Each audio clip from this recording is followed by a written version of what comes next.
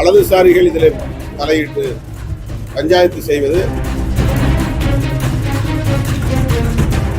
அது மாணவிகளையும் குறைத்து மதிப்பிடுவதாக. தமிழக வெற்றி கழக தலைவர் விஜய் வந்து 10ஆம் வகுப்பு மாணவி 12ஆம் வகுப்பு மாணவி அதாவது கடுமையாக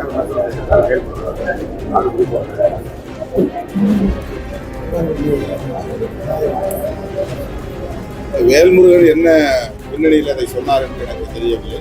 அவருடைய பேட்டி இன்னும் நான் பார்க்கவில்லை.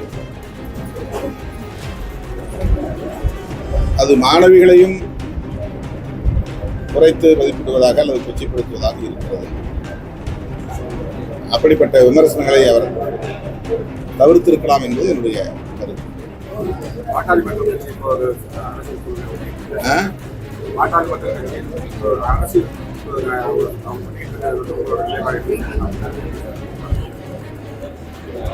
இது குறித்து நான் ஏற்கனவே பல முறை கருத்து சொல்லியிருக்கிறேன். அது அவருடைய உட்கட்சி விவகாரம், அவருடைய குடும்ப விவகாரம்.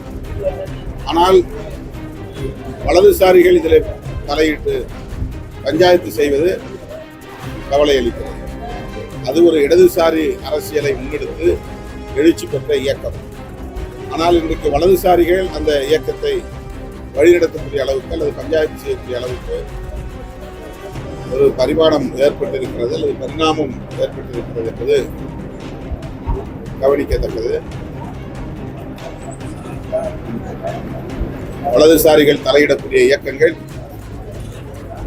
தனித்து வளர்வதில் இயங்குவதில் சிக்கல் ஏற்படும் என்பதை கடந்த காலம் நமக்கு உணர்த்தி இருக்கிறது. இதனை பாமக நிறுவனரும் சரி, இன்றைய பாமக தலைவரும் சரி, 2 பேருமே நன்கு அறிவார்கள். எனவே அவர்களுக்கு நான் புதிதாக சொல்வதற்கு